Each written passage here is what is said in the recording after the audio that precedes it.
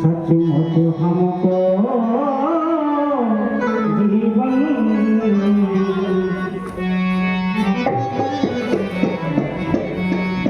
आपके दर्शन पाकर मैं तो धन्य हो गया। बहुत सुंदर शीर्षोज्जनक आप आंतर योग वाह योग दोनों में पारंगत हैं। आप सब कुछ जान सकते हो, जान लिया और आपको भगवत साक्षात्कार भी हुआ है। भगवत साक्षात्कार 4 प्रकार से होता है। स्वप्न में भगवान के दर्शन, ध्यान में भगवान का साक्षात्कार, तीसरा शरीर व संसार से विस्मृति, चौथा सर्वत्र भगवान का अनुभव कर लेना। तो आपको शरीर व संसार से विस्मृति हुई, जैसे भय, सब सुखी, देह दो भ्राता, भार लोचन, पुलकित गाता, मूरख, मधुर, मनोहर देखी, वायु, विदेहु, विदेहु विशेष, स्वयं महात्मा जनक देह की सुख से रह हो गए, शरीर व संसार से विस्मृति हो गई। तो महात्मा जनक फिर आपके लिए फल का कोई महत्व नहीं, संकल्प का कोई महत्व नहीं, कर्म का कोई महत्व नहीं, क्योंकि भगवत साक्षात्कार के बाद सभी कर्म नष्ट हो जाते हैं। इसके विषय में कुछ कहना चाहते हैं आप? चलो जाओ, आप रात के कारनामे देखें। मैं भगवान बढ़ रहा हूँ भगवान भूत भवन के पावन प्रणाम के दर्शन के लिए।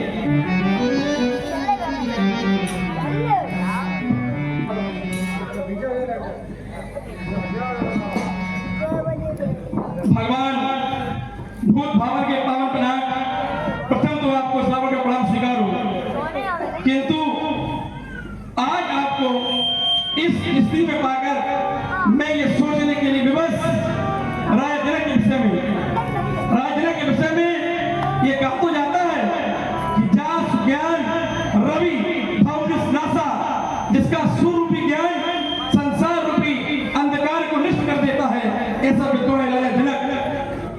किंतु जब मैंने यहाँ आकर मिथिला के अंदर राजा जनक के कृत्यों पर दृष्टिपात किया तो आकर सुनने के भगवत साक्षात्कार के बाद सभी कर्म नष्ट हो जाते हैं। संसार की किसी वस्तु का किसी भी कोई अस्तित्व नहीं रहता है, सब संसार मिट जाते हैं। और राजा जनक को साक्षात होने के बाद इस प्रकार की दृष्टा ये प्रश्न है कोई नहार जो लंका पर से टकराए, किसने मां का दूध पिया सन्मुख की ओर टकराए, उसे खुली चोरी देता रावण धनुष करने आएगा, लंकेश का प्रभु जीवन में पछताएगा। लंका के सम्राट विद्वान वेद के बाहुबली श्री रावण जी, जय श्री शंकर भगवान। देखते हैं तुम दानवीर, दयावान, बलिपुत्र, बाण, सुरदेशु, सुरे, भक्त, नेस, जय शंकर की। सुस्मित समाज के अंतर्गत उपस्थित वीर की प्रवीण की सुबह की कोविद सुना आपने श्रीमान जी का संभाषण। आपका कथन जब व्यक्ति को आत्म साक्षात्कार हो जाए अर्थात परमात्मा का दर्शन हो जाए तो कर्म का कोई महत्व नहीं रहता। विषय ये नहीं, कर्म का महत्व क्या है क्या नहीं है, संसार में कर्म का महत्व ही है, क्योंकि कर्म प्रधान विश्व गंगा था और जो जस करे सो तस प्रचार। लेकिन जो आप सिद्धांत पढ़ रहे हैं वो सिद्धांत क्या कहते हैं कि वंश गिरह तुझे अनिहित कीन्हे और कर्म की हो स्वरूपाई चीन्हे।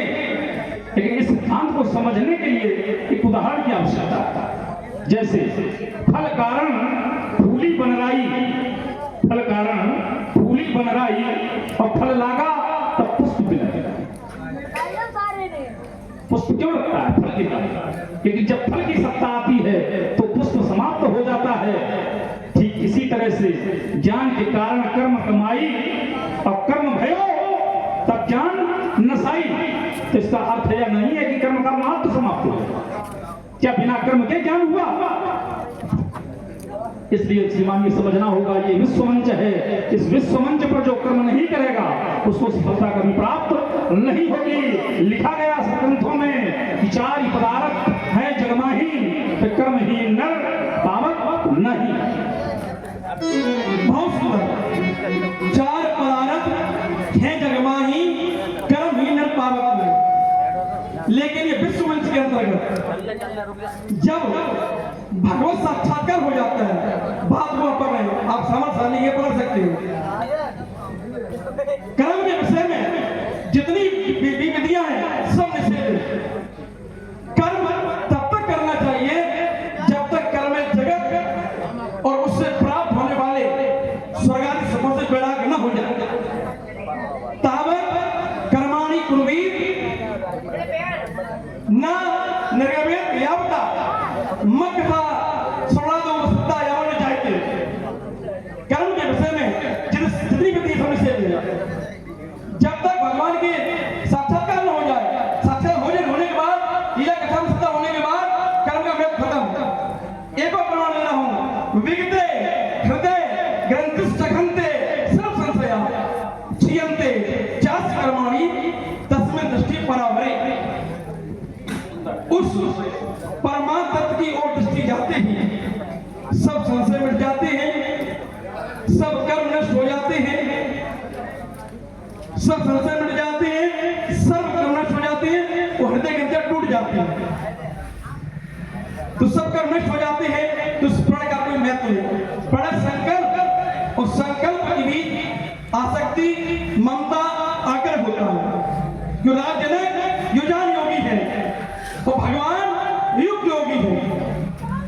राजजनक युजान योगी भगवान युक्त योगी। भगवान के लिए संकल्प में न ममता होती है, न आसक्ति होती है, न आग्रह होता है। इसलिए राजजनक के विषय में कर्म के जो धरातल है वो उक्त जगह ठीक है, लेकिन राजजनक के साथ विद्वान राजा जिससे कि बाह्य तत्व अनुबंध तत्थाम परमम, जिसकी आध्यात्मिक ऊंचाई बहुत ऊंची है, उसके लिए कर्म का विशेष महत्व है, क्योंकि ये दिव्य है। श्रीमान जी, पहले इस तथ्य को समझ लीजिए। न तद्भास्ते सूर्यो न शशांको न पावता, न तद्भास्ते सूर्यो न शशांको न पावता, यद गत्वा न निवर्तन्ते तद्धाम परमम्। वो विश्व मंच की चर्चा नहीं, ध्यान रखो, ये परमात्मा के परम धाम की चर्चा हुई। विश्व मंच पर खड़े होकर के कर्म के महत्व को समाप्त नहीं किया जा सकता। चलो मैं एक छोटा सा उदाहरण दे रहा हूं। क्या महात्मा ध्रुव को भगवान का साक्षात्कार होने के बाद क्या उन्होंने कर्म नहीं किया? अगर कर्म की सत्ता नहीं है तो क्या महात्मा ध्रुव को कर्म करना चाहिए था? उन्होंने राज्य भी किया, युद्ध भी लड़े, सब कुछ किया। विषय नहीं है, विषय यह है कि जब व्यक्ति परमात्मा का साक्षात्कार कर लेता है तो उसमें कर्तापन का भाव समाप्त हो जाता है। कर्म तो करता है लेकिन उसमें कर्तापन का भाव नहीं रहता। सर्वत्र केवल यही देखता है मैं निमित्त मात्र हूं और केवल मात्र परमात्मा के संकेतों पर मैं कर्म कर रहा हूं। करने वाला हुआ, करने वाला मैं नहीं। चलो एक छोटे से उदाहरण समझा रहा हूं। ये संसार में जो कुछ होता है ये मिथ्या है। कैसे? जैसे दर्पण में मुख और संसार में सुख होता नहीं है, केवल दिखाई देता है। आप लोग विचार करें, दर्पण में क्या मुख होता है? केवल मिथ्या भ्रम है, दिखाई देता है, होता नहीं है। ठीक संसार की वही स्थिति है। संसार को हम जिस रूप में देखते हैं ये उस रूप में है नहीं, इसकी वास्तविकता से परिचित नहीं है। इसलिए श्रीमान जी, इस विश्व मंच पर बिना कर्म के कुछ भी संभव नहीं। करे जो कर्म पाओ फल सोई, निगम नीति इसका सब कुछ। चाहे जितना बड़ा योगी हो, चाहे जितना बड़ा ध्यानी हो, चाहे जितना बड़ा ज्ञानी हो, बिना कर्म के कुछ भी संभव नहीं है। बस अंतर इतना है कि परमात्मा के दर्शन करने के बाद कर्म तो करेगा लेकिन उस कर्म का कर्तापन नहीं होगा, वह अपने को कर्ता नहीं मानेगा। इसलिए श्रीमान इसमें सुधार की आवश्यकता है। इसीलिए सुने आप, यथेवा दस मध्यते रूपे अंत प्रतुस्व तथेवा इसमें सही है अंत परता परमेश्वर।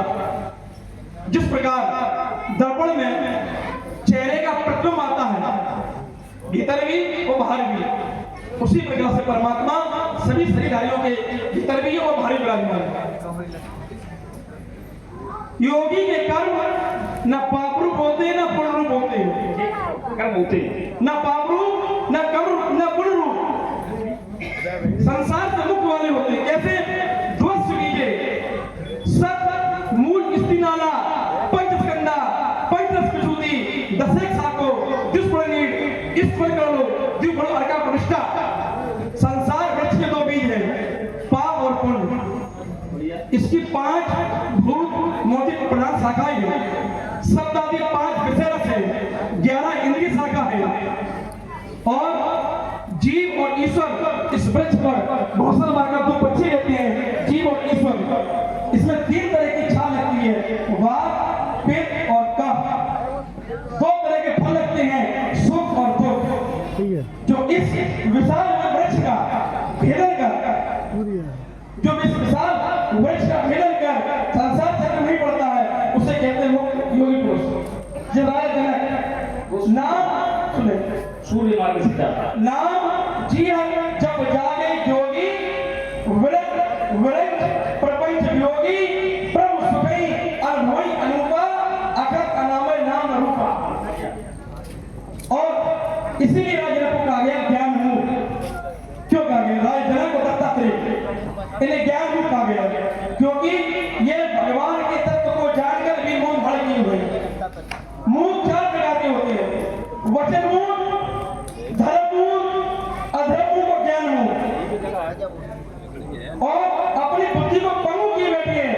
पंगु 3 प्रकार के होते हैं, कर्म पंगु, पद पंगु, स्मृत पंगु। तो राजा स्मृत पंगु है। क्यों? परमेश्वर के स्वरूप को प्राप्त होकर भी, परमेश्वर के स्वरूप को प्राप्त होकर भी मौन भर के बैठे हैं। बल्कि जब साक्षात्कार हो जाता है, तत्व को जान लिया जाता है, स्वरूप को पहचान लिया जाता है, उसके बाद कर्म की विधियां हैं, उनके भी एक क्रम है, नियम है। लेकिन ये नहीं है कि उसको निष्काम भाव से, इस प्रकार से निष्काम भाव से किए हुए कर्म उन्हें में बीज के समान होते हैं। उन्हें में बीज खाने काम नहीं आते हैं, पर खेती बोने काम आते हैं। उसी प्रकार से निष्काम भाव से किए हुए कर्म का फल तो होता है, पर बंधनकारी नहीं होता है। और सकाम भाव से किए हुए कर्म का फल वो बंधनकारी होता है। फल एक सत्य श्रीमान जी, और आपके कथन का क्या सार समझा? सारे उदाहरण में समझाए, फिर भी आपके समझ में आपने कर्मयोग की चर्चा की। कर्मयोग क्या क्या कर्म नहीं है? कथन हमारा वही है कि बिना कर्म के इस संसार में कुछ भी संभव है। चलो मैं और आगे बढ़ रहा हूं। कर्म है क्या? सबसे पहले कर्म को पहचानो। कर्म की परिभाषा इतनी सरल नहीं है। कर्म कहते किसे? पुरुष कभी परिवर्तनशील नहीं होता। ये सुनने में बड़ा विचित्र लगता है, लेकिन यथार्थ है। पुरुष कभी परिवर्तनशील नहीं होता और प्रकृति कभी परिवर्तन रहित नहीं होती। लेकिन इस पुरुष का जब प्रकृति से संबंध स्थापित होता है, तादात्म्य स्थापित होता है, तो यही प्रकृति की क्रिया पुरुष का कर्म बन जाता है। जब तक जीव संसार में नहीं आता, ना तो उसे भूख लगती है, ना उसे प्यास लगती है। भूख प्यास कब लगती है? जब जीव संसार में आता है, क्योंकि प्रकृति से इसका संबंध स्थापित होता है। तो प्रकृति की स्वाभाविक क्रिया का नाम कर्म है। तो कर्म ना चाहते हुए भी व्यक्ति को करना पड़ेगा। तो कर्म तो होगा, बिना कर्म के संभव नहीं। तो आपने मूर्ख गिनाए, आदि आदि गिनाए। मूर्ख केवल 2 ही। तो जब धर्म पर संकट हो, उस जगह यदि व्यक्ति मूर्ख खड़ा रहे तो वो अपराधी है। धर्म पर संकट हो, उस समय पर यदि व्यक्ति मूर्ख खड़ा रहे तो वो अपराधी है। यदि किसी को अनर्गल सताया जा रहा हो, उस समय व्यक्ति मूर्ख खड़ा रहे, वो सबसे बड़ा अपराधी है। और जितने मूर्ख गिनाई ये अपराध कोर्ट में नहीं आता। इसलिए राजा जनक पर आरोप लगाने से कोई कार्य सरने वाला नहीं है। महात्मा जनक का जो कृत्य है वो कहां से आपको उचित लगा? चलिए इसी पर चिंतन। कर्म है क्या? धर्म अधर्म सुखम दुखम मानसानी न विभो न कर्तासी न भोक्तासी मोक्ष एवासी सर्वदा। धर्म अधर्म सुख दुख ये सब धर्म मन के हैं, तेरे नहीं। इनका अनुभव तू नहीं, मन करता है। न तू कर्मों करता है और न कर्मों को भोगने वाला है। तू सदा से मुक्त है। ईश्वर अंश जीव निवासी। वास्तव में अगर देखा जाए तो जितने कर्म हैं ये प्रकृति द्वारा किए हुए हैं। अहंकार से मनुष्य मान लेता है कि हमने किए। प्रकृति क्रिया माननी बुरे कर्माणि सर्वसा। अहंकार बेमुआत्मा करता मिट्टी मनते। जितने कर्म हैं सब प्रकृति द्वारा किए हुए हैं। मनुष्य अहंकार से मान लेता है कि ये कर्म हमने किए। राजा जनक जैसा योगी राजा जिसके बारे में कहा जाता है चित्त वृत्ति योगा, चित्त की वृत्ति योग करना योग। योगा समाधि सचा सार्वभौमिक धर्म। योग समाधि कहते हैं जो चित्त का सार्वभौम धर्म है। संसार सागर से पार होने की युक्ति ही योग है। समत्व में उठते आत्मा से परमात्मा का साक्षात्कार करना योग है। योग कर्म कौशलम, प्रत्येक कार्य को शास्त्रीय पद्धति से करना कर्म है। शास्त्रीय पद्धति से ये इति नित्य सर्व कर्म। आत्मा से जब परमात्मा का साक्षात्कार होता है, यानी कि आत्मा से जब परमात्मा का मिलन होता है तो उसका नाम भी योग कहते हैं। और योग के कई प्रकार है, वो आगे प्रकार चर्चा करेंगे, बताएंगे योग के कई प्रकार है। चलो योग की चर्चा की तुमने, यहाँ भी तो योग है। सीता और सीता के वर का मिलन ही तो है। मिलन माने योग है, योग माने योग है। जहाँ चर्चा आप कहाँ कर रहे हैं, योग का ही प्रयोग कर रहे हैं। इसलिए श्रीमान जी ये कथन उत्तम नहीं है। जिस विषय की आप चर्चा कर रहे हैं, क्या वह विषय समाज में कहने योग्य है? हम बार आपको सुझा रहे हैं कि ये विषय जो है कथन योग्य नहीं है। क्या क्योंकि जो ऊंगई मीठे फल को रस अंतर्गत ही भावे और पानी करे नकान कौन वित्त समझावे। इस विषय को समझो पहले। ये विषय केवल कथन योग्य नहीं है, ये केवल समझने योग्य है, ये केवल अनुभव का विषय है। जैसे किसी ने दर्शन किया तो सोच बजाने मन अनुकाना और नहीं रसना पाई जाई बखाना। उस सुख का इस वाणी से वर्णन संभव नहीं है, जिसकी बार बार आप चर्चा कर रहे हैं। आत्म साक्षात्कार, आत्म साक्षात्कार, क्या आत्म साक्षात्कार से संसार का कर्म का जो भगवत साक्षात्कार, समझो क्या कर्म समाप्त हो जाए। आपने कई बार कहा अगर कर्म नहीं है तो केवल एक सूत्र का हल कर दीजिए कि शुभ और अशुभ कर्म अनुवारी और ईश देहि फल हृदय विचारी। परमात्मा विचार किस पर करता है? अगर कर्म की कोई सत्ता नहीं, कर्म का कोई महत्व नहीं, तो परमात्मा विचार किस पर करता है? शुभ और अशुभ कर्मों पर विचार करके ही तो देता है। तो ये कहां से आता है? विषय वही है कि जब व्यक्ति में कर्तापन होगा तो पाप और पुण्य उसके साथ जुड़ते हैं। जब व्यक्ति में कर्तापन नहीं होता तो क्रिया तो करता है, लेकिन उस क्रिया का परिणाम उसके साथ जुड़ता नहीं है। ठीक ये स्थिति है। जो आत्मज्ञानी होते हैं वो कर्म करते हुए भी अधर्मी हैं, लेकिन जो सांसारिक प्राणी हैं वो अपने आप को निमित्त नहीं मानते, कर्ता मान लेते हैं, इसलिए उनके साथ कर्म जुड़ता है। लेकिन कर्म सबके साथ जुड़ा हुआ है, अंतर सिर्फ इतना है किसी को फल देता है, किसी को नहीं देता। उसका भी अंतर। जब आध्यात्मिक विषय है तो आध्यात्मिक धरातल पर ही उसका उत्तर है। जैसे धान का बीज आप बो देंगे तो हमको फूटेगा, लेकिन धान के बीज को आप उसके खोल से बाहर निकाल दीजिए और पुनः बो दीजिए, क्या अंकुरित होगा? क्यों? या उसके खोल को आप जला दीजिएगा। जो तपस्या रूपी यज्ञ में जल जाता है वह जन्म रूपी अंकुर नहीं फूटता। ठीक वह स्थिति जीव की है। जैसे बीज खोल से बाहर निकालने पर नहीं जमता, ठीक उसी तरह से जीव की स्थिति है। जीव जब परमात्मा के समक्ष अपने आप को स्पष्ट प्रमाणित कर देता है तो फिर उसे जन्म लेने की आवश्यकता नहीं पड़ती। लेकिन जब तक ये स्थिति नहीं है तब तक उसे कर्म करना पड़ेगा। कर्म का परिणाम उसके कर्ता पर निर्भर करता है। तो यहाँ जो हो रहा है ये योग ही तो है। दो आत्माओं का मिलन योग ही तो है। आपने योग की कई एक परिभाषा की नहीं। योगा कर्मस्को फलम योगा निरोधा स योगा। योग का सीधा सीधा अर्थ है आत्मा का परमात्मा से मिलन। बोलो जाकर जो कृपया मन पे आए बोलो।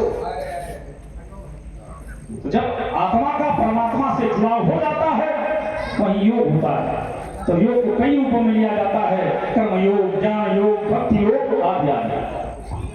चलिए, कर्म के कितने प्रकार हैं? कर्म योग, ज्ञान योग, ध्यान योग, भक्ति योग, राजयोग, मंत्र योग, सांख्य योग। ये कर्म के प्रकार नहीं, ये कर्म के 8 प्रकार हैं। ये कर्म के प्रकार नहीं। कर्म के प्रकार कौन कौन है? देखो, कर्म कौन कौन है? कर्म 3 प्रकार के, क्रियमाण, संचित और प्रारब्ध, या अकर्म, विकर्म और सुकर्म। ये कर्म के प्रकार हैं। जो आप गिना रहे हैं ये योग के प्रकार। योग के प्रकार बता रहे हैं। तो योग के प्रकार गिनाओ कर्म के। योग के प्रकार ये 8। और आपने कहा कि आप भगवत साक्षात्कार को वाणी से वर्णन नहीं किया जा सकता। तो इस शास्त्र पुराण जो भरे पड़े हैं तो फालतू में सब क्यों नहीं किया जा सकता? सुनिए, ऐसे शब्दों का प्रयोग वाणी से नहीं, सुनो, वाणी से क्यों नहीं कर सकता? क्योंकि कवड़ा जाते जंतु कवड़े बिलते सुखम दुखम बहम क्षम कर्म बनते। कर्म से मनुष्य जन्म होता है। कर्म से ही सुख दुख भय समस्याएं सब कर्म से उत्पन्न होती है। और आज समस्या है वो कर्म से उत्पन्न हुई। उस कर्म के बारे में लिखा है, एक अही अरूप अनामा अज सच्चिदानंद धामा व्यापक विष्णु भगवाना तेज है सत्यनारायण। जो परमात्मा एक है, जिन्हें कोई इच्छा नहीं है, जिनका कोई रूप नहीं है, कोई नाम नहीं है, जो अजन्मा सच्चिदानंद परम धाम है, सब में व्यापक है, विश्व है, उन्हीं भगवान ने जब प्रभा करके नाना प्रकार की निर्णय की। सुरसई जलगति वार जाना कौन सत्य करे नहीं पाना। सुरसई मेरे सुतावन जैसे ईस अनिसी अंतर जैसे। यदि गंगा जल से यदि मदरा बना ली जाए तो संत लोग उसे घृणा नहीं करते। जब वही गंगा जल मिल जाती है वैसे वक्त हो जाती है। इसी प्रकार से जीव और ईश्वर होता है। उस ब्रह्म के बारे में और क्या लिखा है? नेक नेक के बिंद रूपा निजानंद कृपाल रूपा शंभु ब्रह्म विष्णु भगवाना उपजे दास से नहीं, जिसे वेद नेति नेति कह कर ऊपर करता है। और ओम चंद्रमा में सो जाता चक्षु सूर्य अजाय श्रोता वायुष्टे प्राणष्टे मुखादि अजाय। तो परमात्मा का वर्णन, उनकी अखंडता का वर्णन, उनकी अनंतता का वर्णन वाणी द्वारा प्रयास किया जाता है। क्योंकि यह प्रयास कोई कहे सुने अनुमोदन करें ते भगवत गोपक की करेंगे। आपने बड़ी अच्छी बातें रखी। चलो हम इसका समाप्त करें। तो आपने कहा क्या भाई ये धर्म ग्रंथ फालतू है? क्या ऐसे शब्दों का प्रयोग किया जाए? ये धर्म ग्रंथ क्या सिखाते? धर्म ग्रंथ परमात्मा के विषय में बताते, लेकिन आत्म साक्षात्कार नहीं कराते। ध्यान रखो, किसी ग्रंथ में यदि आत्म साक्षात्कार का उपाय होता तो लोग जंगलों में समाधियां नहीं लगाते। आत्म साक्षात्कार हमेशा कर्म से या तपस्या से संभव है। इन ग्रंथों से कभी आत्म साक्षात्कार नहीं होता। और आपने स्पष्ट प्रमाण कर दिया, नेति नेति का वर्ण निरूपा, अर्थात जिसकी कोई इति नहीं, जिसकी कोई इति नहीं तो उसका अर्थ भी नहीं। अर्थ और इति से जो पड़े हैं, तो क्या ये धर्म ग्रंथ साक्षात्कार कराते हैं? कोई एक उदाहरण हो? इन धर्म ग्रंथों से साक्षात्कार नहीं होगा। ये केवल मार्ग बताते। जैसे मार्ग बनाने वाले तो बहुत मिलेंगे, लेकिन चलना खुद पड़ेगा। मार्ग में क्या कठिनाइयां हैं ये केवल पथिक को ही अनुभव में आएंगे, बताने वाले को नहीं। ठीक वही इसलिए है ये धर्म ग्रंथ रास्ता तो बताते हैं, लेकिन आत्म साक्षात्कार नहीं कराते। इन धर्म ग्रंथों में ये वर्णित है, अयम आत्मा ब्रह्म, ये आत्मा ही ब्रह्म है, तत्त्वमसि ब्रह्म तू है, आदि आदि वेदों के जो सारांश हैं अधिक न गिनाते हुए तो केवल ये रास्ता बता सकते हैं, आत्म साक्षात्कार नहीं करा सकते। तो यह कह देना कि ये फालतू है ये उचित नहीं, क्योंकि ये जो रास्ता बताते हैं, जैसे कोई अध्यापक किसी विद्यार्थी को शिक्षा देता है, विचार करें आप, किसी विद्यार्थी को जब कोई अध्यापक शिक्षा देता है तो वो उच्च पद पर पहुंचता शिक्षा पाकर के। अब वो विद्यार्थी सोचे कि हम इतने ऊंचे पद पर पहुंच गए, लेकिन ये जो शिक्षा देने वाला ये अभी वहीं पे अगर इतने उच्च कोटि के होते तो ये खुद न पहुंचाते इतनी ऊंचाई पर।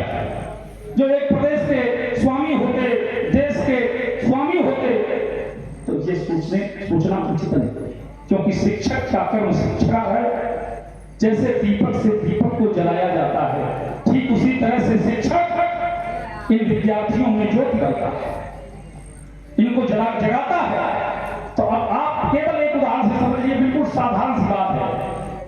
छत सीढ़ी नहीं है, यह सीढ़ी छत नहीं है, लेकिन क्या बिना सीढ़ी के छत पर जा सकते हैं आप?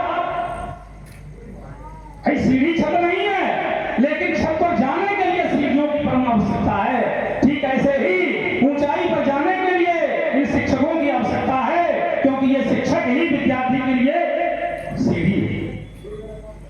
तो सफलता की छत पर पहुंचने के लिए इन विद्यार्थी शिक्षक रूपी सीढ़ी की आवश्यकता है। ठीक वही सीढ़ी है आत्म साक्षात्कार के लिए। ये सीढ़ी तो बन सकते हैं, लेकिन आत्म साक्षात्कार का तो स्वयं ही करना पड़ता है। इसलिए श्रीमान जी, ये बहुत गहरा रहस्य है। बहुत हमारे इसमें सुने बहुत अच्छा हमारा जानते हो, सामने देख लिया करो। हमने भी क्या कहा है कि इन्हीं वर्णन और शासन कर, इन्हीं में वर्णन है ग्रंथों में। बिन सत्संग विवेक न होई, राम कृपा सुन न सोई, सत्संगति मूल मंगल मूला, सोई बस से सुखान खुला। सत्संग की महिमा का वर्णन, भगवान की महिमा का वर्णन, तपस्या का वर्णन, सब में सब कुछ है, सब में सब है। हाँ, तो एक रात हो जाती है, लेकिन एक बात नहीं समझ पा रहे आप, फिर भी लिखा फिर भी गया, इसको जाने जे देव जनाई और जानत तुम्हारे उजारी। ये ग्रंथ नहीं बता सकते। तो ये जानता वही है जिसे वो जनाता है। अपने ग्रंथ में बोले, सो जाने सो देव जनाई, जानत तुम्हें हो जाई। ये ग्रंथों में प्रमाण है, ये ग्रंथों में प्रमाण है। ये जितने लिखे थे ग्रंथकार ने जो लिखा है वो साक्षात करके लिखा है ना। तुलसीदास तुलसीदास हो चाहे व्यास जी हो, कोई सुनिए अपने ग्रंथ बोलना, तुलसीदास जी हो चाहे व्यास जी हो, जो ग्रंथ लिखे हैं सब ग्रंथ भगवान के साक्षात्कार करने के बाद ही लिखे हैं, उसके पहले ही लिख पाए। भगवत साक्षात्कार के बाद ही ग्रंथों में वर्णन किया गया है उस ग्रंथ के बारे में, उसकी अखंडता के बारे में, उसकी अनंतता के बारे में। बिल्कुल चले सुने बिन काना, कर बिन करम, करे बिन नाना, आनंद रहे सकल रस होगी, बिन वाणी बक्ता बढ़ जोगी। उसकी अखंडता अनंतता का परिचय ओम सहज सीता पुरखा सहसा सहसकार सब होनी विसंतो वृत्ता तुषुत सानुला। हाँ, पुरुष वो ब्रह्म हजारों सिर वाले, एक कहा जाता है कि बिल पर तो एक हजारों सिर वाले, हजारों नेत्रों वाले, हजारों पैरे वाले, इस ब्रह्मांड को 10 अंगों पर खरीदते हुए श्रीमान जी।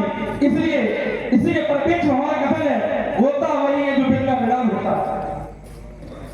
जिसकी समझ में ना आए वही इंसान होता है। आसमान तक पहुंचने का हौसला रखो, बिना पंख फड़फड़ाई का उड़ान होता है। और रुक जाती है नदी तो दरिया बन जाती है, निरंतर चलने नदी का सम्मान होता है।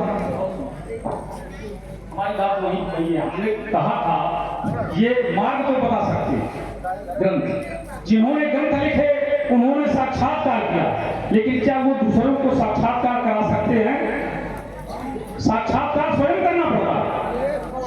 ये मार्ग बता सकते हैं, ये सीढ़ी बन सकते हैं, लेकिन साक्षात्कार व्यक्ति को स्वयं करना पड़ता। चाहे इतने उदाहरण ले लीजिए, जय जय एक बिंद हमारा ले ले, इस बिंद पर रात दिन बोलो, ये समझ में नहीं आएगा। ग्रंथ गुरु होता है, ग्रंथ गुरु होता है, और गुरु ब्रह्मा गुरु विष्णु गुरु देवो महेश्वरा गुरु साक्षात परब्रह्म तस्मै श्री। गुरु साक्षात ब्रह्म तस्मै श्री गुरुवे नमः। और एक मिनट, गुरु साक्षात कराता है, गुरु ही साक्षात कराता है। तो ये ग्रंथ हमारे गुरु है। इस बिंद में आप लोग बंद करते हैं एकाग्रता आत्म साक्षात्कार की कुंजी। आप इसको अन्य बिंदुओं पर जाए, एक ही बिंदु में पड़े रहोगे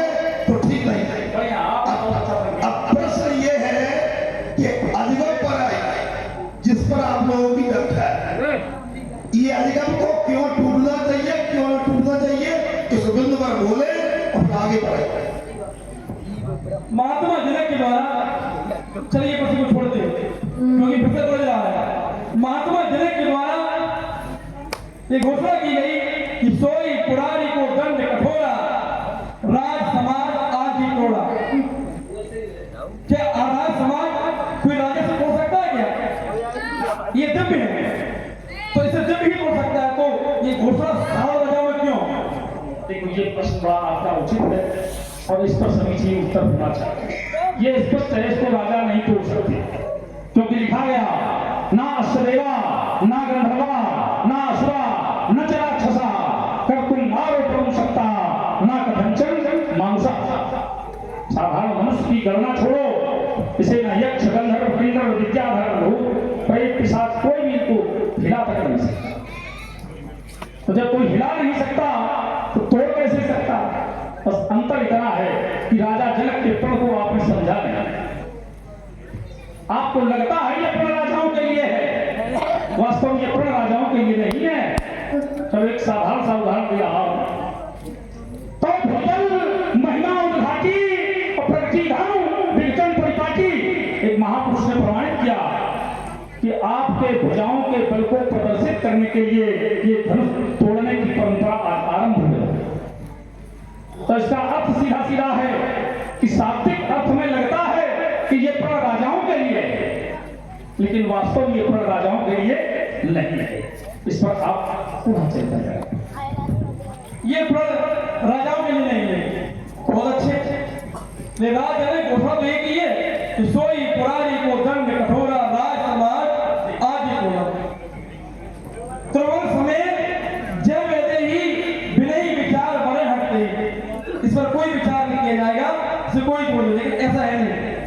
ये धनुष दिव्य है, इमय दो धनुषी श्रेष्ठ दिव्य लोकांत पूछते, तो इन्हें तोड़ने की दिव्य की आवश्यकता है। और राज जनक के जानते नहीं है भाई, जनक सुकृति मूर्त वेदे ही और दशरथ सुकृति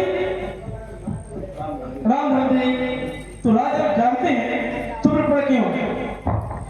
यही तो समझना।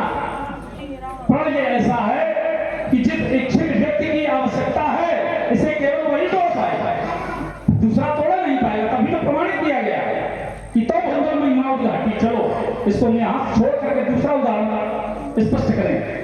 महात्मा नारद जिस समय राजा जनक के पास पहुंचे तो राजा जनक को कुछ सूचित किया, योग माया पिछते की जाता वही तो विस्मनी अदर तुम राघवायु तेई सीता प्रयत्नता।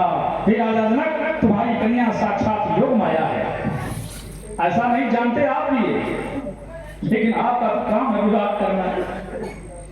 जानकार आप भी, ऐसा नहीं है, बुद्धिमान है, विद्वान है, जानकार।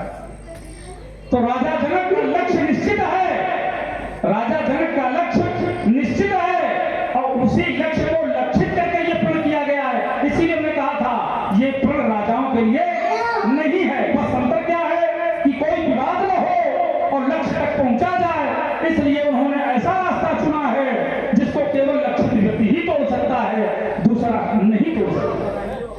इसी पर चिंतन करें। योग माया सीते जाता व्यस्मनिम अतस्तम राघवायम देहीम सीताम प्रदत्ता।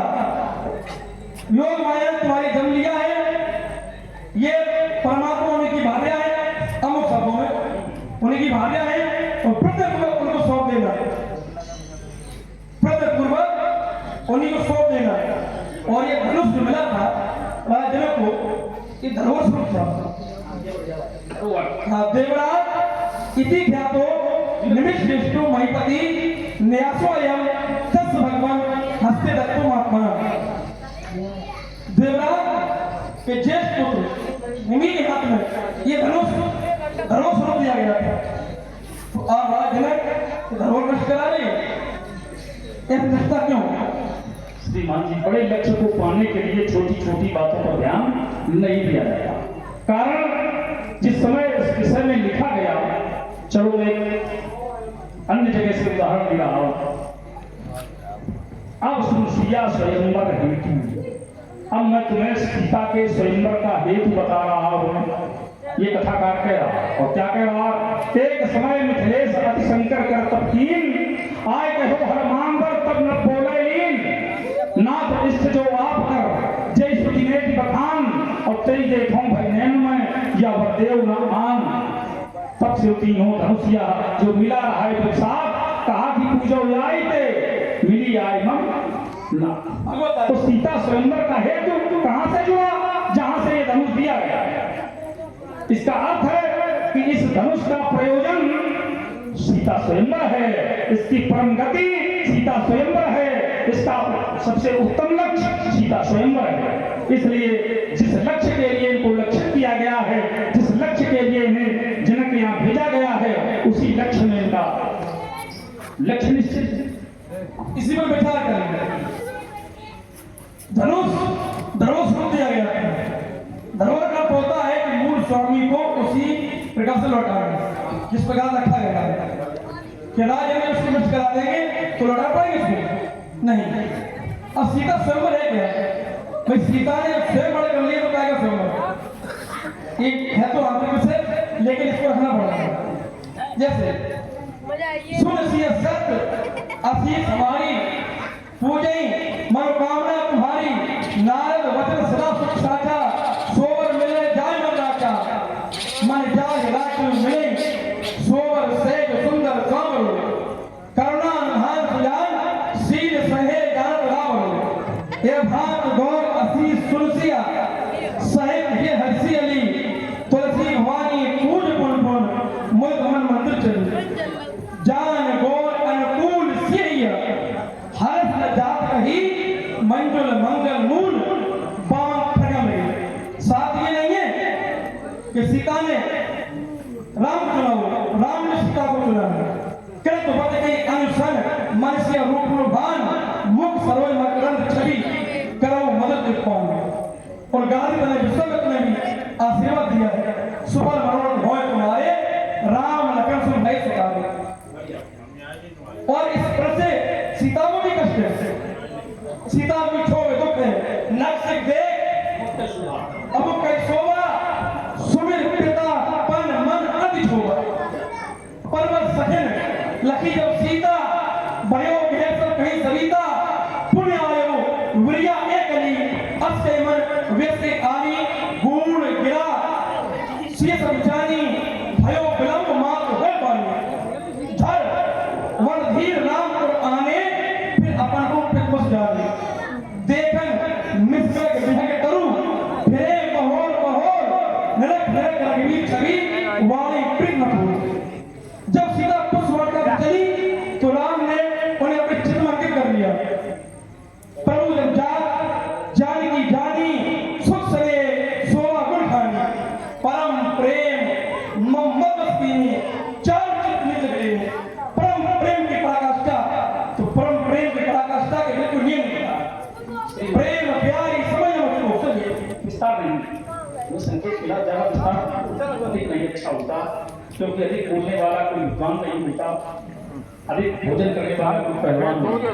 इसी बात बड़ी अच्छी बात कही, हमें बहुत अच्छा लगा कि जितनी बातें कही केवल मूल में एक ही बात मैं कह रहा हूँ, सारी बातों का एक ही उत्तर है कि प्रीत पुरातन लखा न कोई। जिनके विषय में तुम कह रहे हो राम ने चुन लिया, ये एक दूसरे के पहले ही चुने हुए, क्योंकि प्रीत पुरातन लखा न कोई। लेकिन समस्या यह है कि संसार में बिना कर्म के किसी को कुछ मिलता नहीं है, इसलिए कर्म को जोड़ा गया। जो प्रण पूरा करे वह सीता का वर्णन करे। तो कर्म का संपादन करने के लिए, कर्म की मर्यादा का रक्षण करने के लिए, संसार की मर्यादा को मर्यादित करने के लिए राजा जनक ने प्रण के द्वारा सीता को जोड़ा। इस पर टिप्पणी करना ये श्रद्धा उचित नहीं है, और हमें जो संकेत मिला हम लोग उसी प्रकार करेंगे। और उसके पौरुष को सावधान सबसे की शांत हो दूंगा, रे घनियासों के सोने वाले रावण रण करना आज सिखा दूंगा, रे पाणों की भीषण बौछारों से अंबर में आग लगा दूंगा, ये दक्षिण भुजाएं भी इसका ये तुमको पहुंचा दूंगा, राज छीन लूंगा सारे अस्त्र शस्त्र इसमें धिरा से मार। सुनिए इसके पूर्व में थोड़ा जोड़ रही फिर भी आचार्य देश माँ की आती भास्वर, सर्वभा इसने माँ की आती, बबरा माँ की आती भोली भोली। मनुष्य के आचार से उसके कुल का पता चलता है, मनुष्य के आचार से उसका उसके कुल का पता चलता है, और उसके भाषा से उसके देश का पता चलता है, और उसके मन के भाव से प्रेम प्रकट होता है, और उसके शरीर की बराबर से उसके बुरे की मात्रा प्रकट होती है। ठीक है, तो इसमें तो प्रेम नहीं करते, छोड़ रहे हैं वीर से वैसे तो वीर से को चुप रहो, मत करो प्रतिपान, अपने को देखो क्या कोई लड़ाई है तुम में। अरे मैं कहता हूँ करतार करे गुण अगुण जब चेतन सब में, सगुण आगर तो केवल सर्वेश्वर ही कहलाते हैं। ऐसा कौन जग में जिसमें अगुण नहीं पाई जाती है। इसलिए होश से करो महाराज, चुप रहो, मत करो प्रतिपान। और टार मेढे की नाई उछल उछल जो बोल रहे, समझो सब रसवन, तुम रसवन किसको घोल रहे, रसवन है दूध में पानी। नहीं माना होता अच्छा, तो चबर चबर फालतू बातें भी डाल करना अच्छा, क्योंकि जड़ चेतन गुण दो समय विश्व की करता है संत हंस गुणगण है पर ये बार का, तो परमात्मा भी संसार की रचना करते उस बराबर करता है। आपने पहचान बताई है कि इसकी आवश्यकता नहीं थी, तो संसार में पहचानने के लिए हर एक के लिए अलग अलग प्रक्रिया, कुल कपूत जामियों पर लक्ष्य हो लक्षण का होनहार विद्वान के हो चीकने, हर एक को पहचानने के अलग धारा। जैसे एक होती है आह और एक होती है कराह। अब कैसे परिभाषित करेंगे आह क्या है, कराह थोड़ा सा दिया हम समाज के लिए। शरीर पर लगी चोट से उभरी ध्वनि को आह के कराह कहते हैं। शरीर पर लगी चोट से उभरी ध्वनि को कराह कहते हैं, और जो दिल पर लगी चोट से उभरे उसे आह कहते हैं। तो हर एक की पहचान अलग अलग है, इसलिए पहचान के चक्कर में न पड़ो। अगर संसार के पहचानने के चक्कर में पड़ गए तो अपने आप को भूल जाओगे। हमें देखो और अपने को देखो, इधर देखो। मां शंकर का परम भाग हो सकता कभी हताश नहीं, अरे प्राण भी मेरा ले सका दूसरी सांस नहीं, किस मैया ने जन्माना हर रे मुझसे मुझसे टकराने वाला मैं हरि का जया करने वाला वो गिरजा गया शीत बाग पर चढ़ी भवानी और धनवली सुधीर बाण हो जाए भवानी ही विश्व में मैंने आग दिखाने वाला कोई मैया ने जमाना हर मुझसे टकराने वाला। चलो आहा और करा पर चर्चा हो जाए। आहा क्या है, करा क्या है, इसी पर थोड़ा टिप्पणी करेंगे। इस वेदांत जमाने में प्यार कहाँ मिलता है, वो पपा की इसमें खुशबू गुलजार कहाँ मिलता है। वो जमाना और था जब यार यार पर मरता था, अब यार पे यार मरते, वो यार कहाँ मिलता। सुंदर इस बात का एक क्षण मनाते एक दूसरे को वही फिर लूट जाते हैं, मनाते एक दूसरे को वही फिर लूट जाते हैं। अगर विश्वास दिखता है तो इससे टूट जाते हैं। नहीं आसान दुनिया में निभाना प्यार का रिश्ता, मोहब्बत चल है जिसमें पसीने छूट जाते हैं। अरे कीमत पानी की नहीं प्यास की होती है, कदर मौत की नहीं सांस की होती है। प्रेम तो बहुत लोग करते दुनिया में, पर कीमत प्रेम की नहीं विश्वास की होती है। मन सजा पंचम भाग सुबह को जाता। यदि आज सामने तस्वीर के अजब विफल होगा तो चमचम चमकेगी, हमारा बाड़ा का विफल होगा, ये बाड़ा बाड़ा आज निकलकर अपन लग जाएगी। पर आज मेहंदी अभिफल में मां बड़ा बच जाएगी, लोगों के लग जाएंगे पहाड़, सोने सता बच जाएगी, हौस पड़ेगी बरसुख तो रात सामने आएगी। और प्राण बचाकर भगवान ये प्राण का सफल होगा। आज सामने तस्वीर के अजब विफल होगा। विश्वास की बात की है, देखो विश्वास कमजोर है। जब दीवार कमजोर हो, जब घर कमजोर हो तो दीवारों में दरार आ जाती है, और जब विश्वास खत्म हो जाए तो रिश्तों में दरार आ जाती है। रिश्ते जो है विश्वास पर ही टिके होते हैं। इसलिए अगर जानो पहचानो, वह स्वयं में बुरी नहीं होती, वह स्वयं में बुरी नहीं होती। दिव्यता कभी आसुरी नहीं होती, होगा कोई बादक ही बेसुरा, कोई बांसुरी कभी बेसुरी, तो बजाने वाला बेसुरा हो सकता है। इसलिए हमें जानो पहचानो, किस मैया ने जन्माना और जो हमारी की याद नहीं, जो चीज चाहे तो खेल सके, ये वीरता तुम्हारी झलक हुई। मैं तलवारी की बेला हूँ, तुम दबर होकर भी निर्बल हो, पांच सक्षम सैन्य लिया हूँ, दसकंधर ठीक मारते हो, ये लड़की आंधी जब आवेगी और मेरे पांवों की ज्वाला जब आएंगे आगे बरसावेगी, तो यस्त्र शस्त्र सब छोड़ छाड़ कर इस रणस्थल से भागोगे और पड़ गए हमारे चक्कर में तो लंका पर पानी। अरे पानी मारने वालों से नहीं है, पानी खो के पीने वालों से। सम्मान में अच्छा है, पानी खो के सम्मान में अच्छा बढ़िया, खाद भी अच्छा हो, वो बीज भी अच्छा हो, लेकिन अगर पानी खारा है तो उपवन में फूल खिलते नहीं, भाव भी अच्छे हो, विचार भी अच्छे हो, लेकिन जब पानी खराब है संबंध कभी टिकते नहीं। देखिए दिल के रिश्ते का कोई नाम नहीं होता। देखिए खून के रिश्ते के नाम होते, दिल के रिश्ते का कोई नाम नहीं होता। हर रास्ते का मुकाम नहीं होता। अगर चाहत हो निभाने की सच्ची तो कोई रिश्ता नाकाम। ऐसा सुनिए, हर नदियों का पानी धूमिल है, हर पवन में एक छाले हैं, हर दिल में लालच बसी है और मानव मन के काले। सिकवा कोई मैया की रवानी से नहीं। मधुर वचन से, मधुर वचन से डस लेते हैं, मीठी वाणी बोलकर।